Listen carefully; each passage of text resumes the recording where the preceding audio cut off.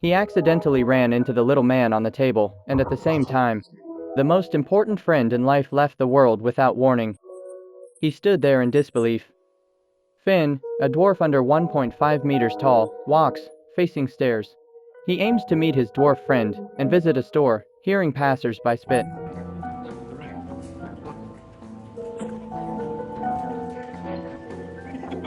Being the height of a cash register, clerks often overlook him, attending to customers behind. There are refreshments. He sent it up. Only Henry saw the division differently, giving him shelter. Henry manages a model train shop, welcoming customers up front, while Finn meticulously assembles ordered models. Each Saturday night, the shop hosts a gathering of train enthusiasts to watch a documentary by the Railcar Chase Group.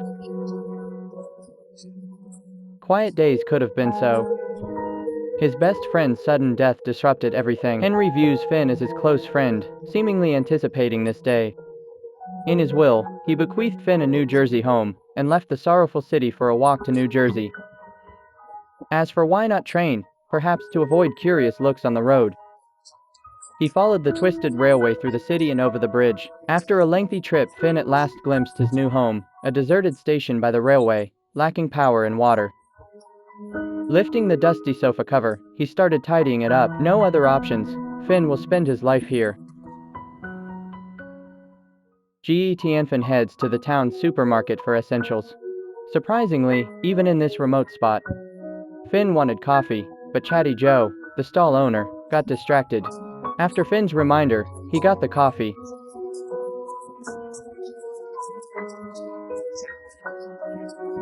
On the road, she narrowly dodged disaster when a passing car's driver dropped her glasses, making the car swerve. The woman rushed to Finn, finding him unharmed. She tried to help but almost stumbled. Finn didn't press the matter, brushed off the dirt, and turned to depart. Spotting Fern's curiosity, the store owner grabbed a nearby camera.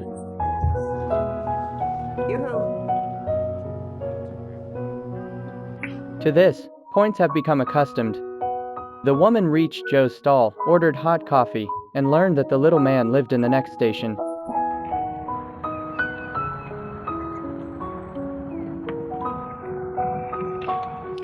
Finn things back, did not expect to meet again in women. Finn always had a bad feeling.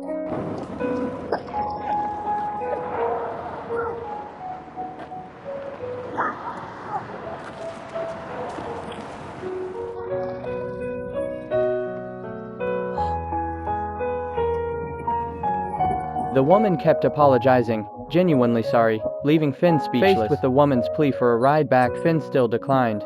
He didn't hold her responsible, but questioned why she went out that day. Back at the station, Joe offered tea, but he declined. Joe proposed a joint run, but Finn declined again. He embraced solitude, preferring to manage alone.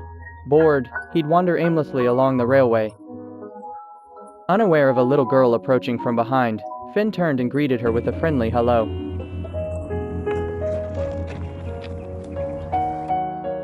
In the evening, a knock came to the door. Finn hadn't made friends in the town. He unlocked the door with doubt, the woman who nearly hit him during the day. Olivia brought wine, congratulated him on the move, and apologized for the incident. Tipsy, Ollie had another drink with Finn. He explained moving here to escape his best friend's death, and shared his son's passing 2 years ago. Which might not look at me right now. The next day, Olivia wakes up on the couch, surprised she slept all night. While Finn was away, Ollie planned to leave quietly, but his mess was just seen by Joe. "You need to train last day." Ollie wished for a hole in the ground. Finn, who had been in the bathtub all night, emerged to tidy up just as a knock sounded at the door. Joe arrived with coffee, eager to hear love advice from Finn. Joe hardly talked to Ollie in a month of running the stall, yet Finn, a recent arrival who stayed home that night, chatted with Joe. The phone rang, and Joe found Ollie's forgotten phone. He gave Finn the phone and quietly watched. Suddenly, the dining car got busy, and Joe had to leave. He asked Finn to invite him next time for a good opportunity. I'm not gonna do something. I know, but if you do, can I join you? I'm not gonna do something later. Okay. Hey. This puzzled Finn. He couldn't fathom becoming an idol overnight. Finn left Olivia's doorstep with the phone, heading to the library in silence. His height alarmed the librarian. Oh, I'm so sorry. Oh, God, I didn't know anybody was in here. To borrow books, a library card with mail proof is needed. Newly arrived, Finn had no letters. Ollie appeared, letting Finn borrow it in her name. Possibly due to the previous night's discomfort, Finn declined and left in a hurry. Back home, Finn found his desired book on his doorstep. Olivia left it. My hero dog. This confirmed to Joe that Finn was indeed a love expert. From then on, Joe woke him up each morning. Let him know when the afternoon is over. Take it off. I dropped it, baby. Sometimes, Finn sat and read on the bench, and Joe joined her with a train guide. Finn sat by, leaning against the railway, observing passing trains. Finn notes the time when trains pass by. Yeah, he's just so boring. On the way, Joe's chatter resumed, and Finn responded briefly. After a brief chat, Ollie was leaving. Finn grasped the moment, saying, "My name is," and expressing, "I love you." Yeah. Can you give us a ride home? My feet are killing me. After returning, Ollie stayed for dinner and shared his dreams of making a train documentary by himself, capturing it with a camera. Without a camera, he must delay his dream for now. Steak, and touched. Joe's sick father called about missing medicine, prompting Joe to hurry back by car. Only two embarrassed souls remained at the table. To honor Joe's cooking, Olivia proposed. I just ate. I'm cool with that. Okay. Finn was no longer alone.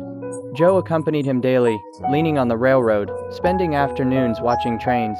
On days Fern stayed in, Joe insisted they sit and read together, though he couldn't help chatting. Finished it in 20 minutes.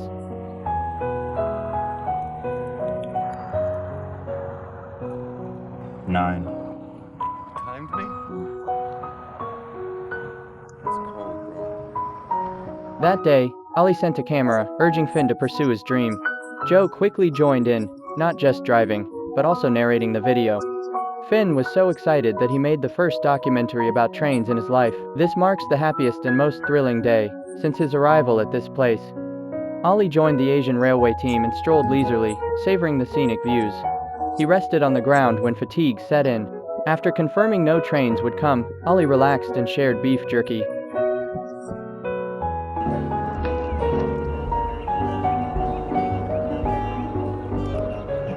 Send it to me on Weshit.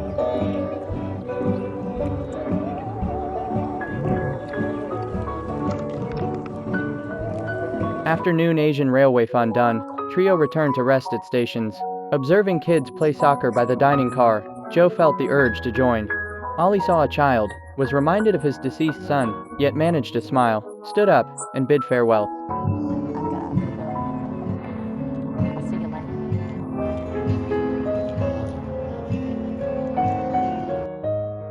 The trio met to watch the Split Train documentary in Orija. Ex-husband bought house for vacations, but it became Ollie's refuge from son's loss. He asked why Finn had moved to this remote town. I wanted to live near Joe. Finn, who has always been indifferent, actually made a joke. Guys! This period on Seriously Sucks. After dinner, they watched documentaries, and, after 3 wine rounds, the bridge nodded off. Ollie settled Finn in a room and brought a glass of water. In the photo, Ollie's son tragically lost his life 2 years ago, when he fell from a horizontal bar. Next day, a knock wakes Finn. Ollie's ex-husband arrives, uninvited. Seeing Finn on the stairs, ex-husband grew puzzled. Joe came out again. Hey, you're Olivia's ex. I just saw your picture in the kitchen. Yes. Ollie let them out. She wants to talk to his ex-husband alone. Then a heated argument inside left Ollie wondering about her ex-husband's words. From that day on, they never saw Ollie again.